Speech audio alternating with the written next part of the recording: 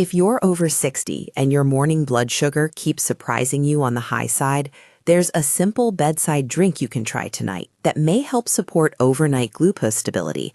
But stop here if you take medications that affect potassium or magnesium, or if you have kidney disease. Check with your physician first. Along with that drink, 3 short bedtime moves and a few small changes to how you handle fluids and compression can amplify the effect and help your legs feel better by morning. To understand why a tiny bedside recipe can influence your overnight numbers, picture each of your cells as a sponge that needs the right salts to squeeze and release fluid and nutrients properly. Sodium tends to sit outside the cell, potassium prefers to live inside, and magnesium acts like a switch that helps insulin tell cells to take up glucose. When intracellular potassium or magnesium is low, cells keep too much sodium in water. They swell a little, and their insulin signaling becomes less efficient. In older adults, this imbalance is common.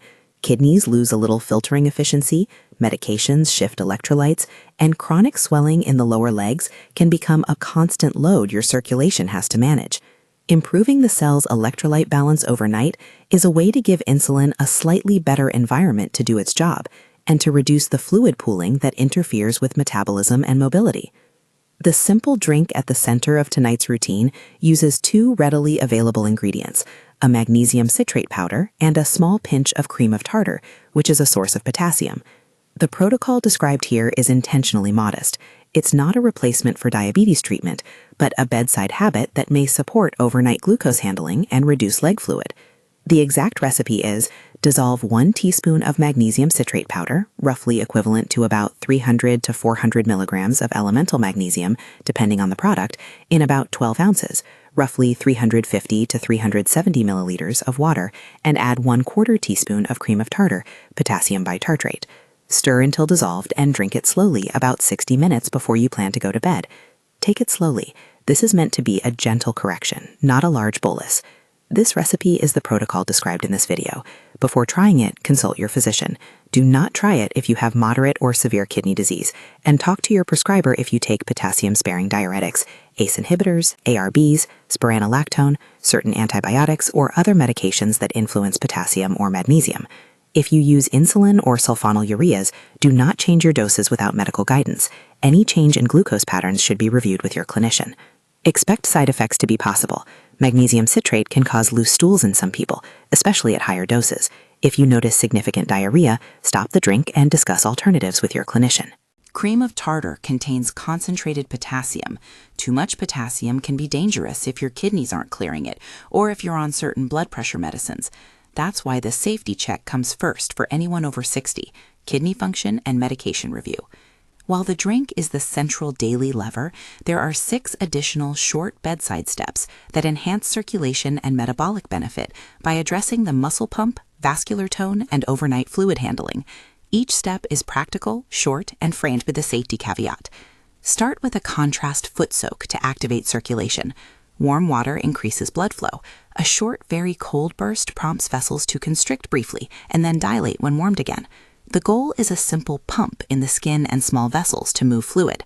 A practical protocol you can use at the sink is 3 minutes of comfortably hot water, not scalding, followed by 1 minute of briskly cool water. Repeat that hot-cold cycle 3 times total. Finish with warm for comfort. Do not try contrast soaks if you have open wounds, severe peripheral neuropathy that makes it hard to feel temperature, or advanced peripheral arterial disease. In those cases, talk with your clinician about safer options. Next, spend 5 minutes with your legs up the wall or elevated on a recliner while you actively flex your ankles every 30 to 60 seconds. Point and flex, point and flex. Make the movement deliberate. Your calf muscles act as a second heart, and these simple contractions push pooled fluid back toward the torso, improving venous return and helping the kidneys and lymph safely lift your legs. Or have severe orthostatic symptoms, skip this and ask your clinician about alternatives. After the soak and elevation, perform a short topical massage with a venotonic blend to support circulation and reduce inflammation. Mix 5 drops of cypress essential oil and 5 drops of rosemary essential oil into about 1 tablespoon of a neutral carrier oil, such as sweet almond oil or fractionated coconut oil. Gently massage upward from the ankle toward the knee for 3 to 5 minutes on each leg.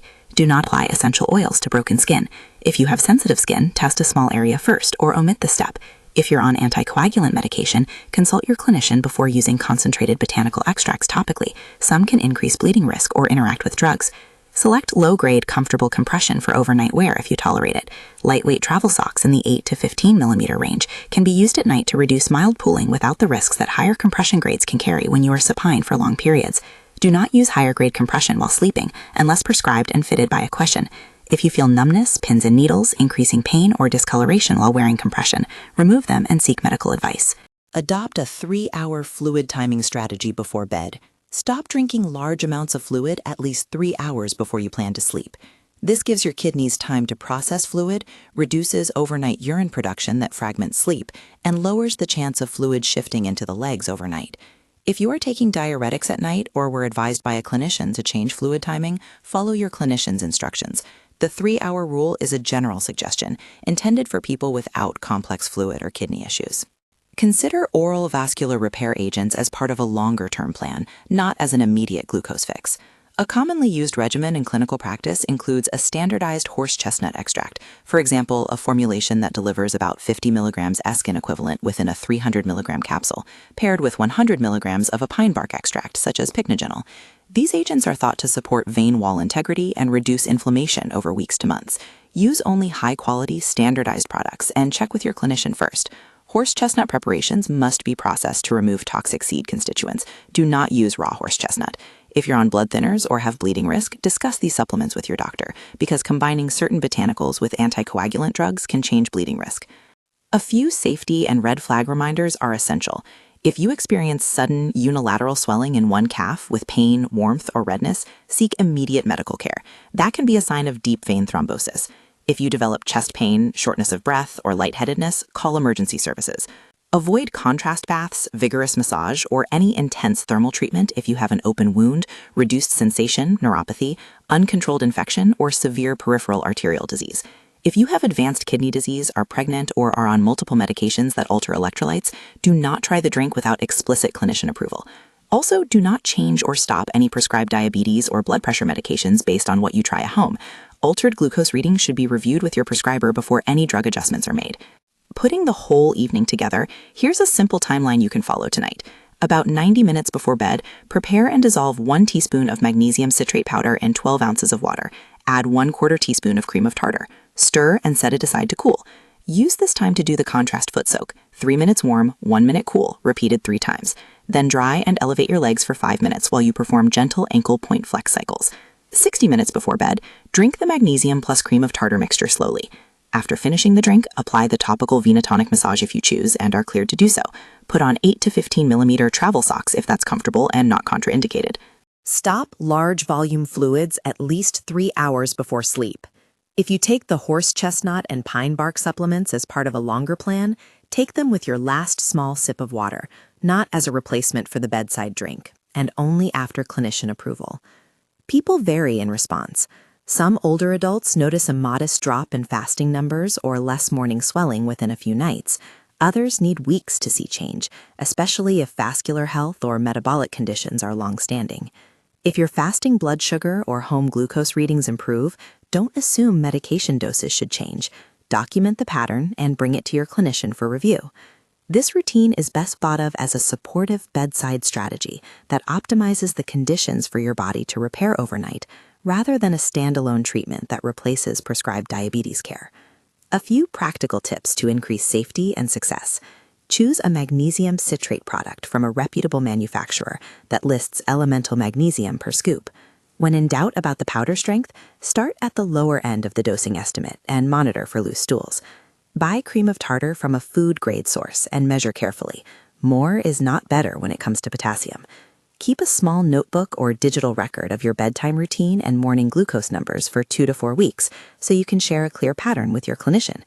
If you experience any new lightheadedness, palpitations, unexplained weakness, or changes in urination, stop the drink and contact your healthcare provider. Red flags: sudden painful swelling of one leg, calf warmth and redness, new chest pain or breathlessness, sudden fainting, severe dizziness or confusion, any new wound that won't heal or show signs of infection. If any of these occur, seek urgent evaluation rather than trying home measures. If you'd like to try this tonight, here's a short checklist you can follow. Prepare 12 ounces of water and measure 1 teaspoon of magnesium citrate powder and 1/4 teaspoon cream of tartar. 3 cycles of your contrast soak, 3 minutes warm, 1 minute cool while your drink is ready. 5 minutes with legs elevated and ankle flexes. Drink the magnesium-potassium mix slowly 60 minutes before bed. Apply a light venous massage and, if comfortable, put on 8 to 15 millimeter mercury travel socks. Stop large volume fluids at least 3 hours before sleep. Take the horse chestnut and pine bark supplements only if your clinician has approved them as part of a longer plan. Track your morning glucose for a couple of weeks and share the pattern with your provider before making any medication changes. This approach is practical. A single teaspoon and a small pinch at the bedside, time to give your cells and kidneys an improved environment for overnight repair, combined with straightforward physical moves to clear pooled fluid and support circulation. It's not a cure, and it won't replace prescribed diabetes or cardiovascular care. But for many older adults, this kind of focused nighttime routine can be a useful adjunct to improve comfort, reduce swelling, and in some cases support better fasting glucose readings.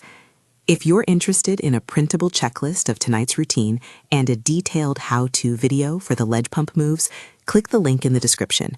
And if you found this helpful, subscribe for weekly practical health tips for people over 60. Remember, before trying the drink or any new supplement, check kidney function and medication interactions with your clinician. Safety first, then action.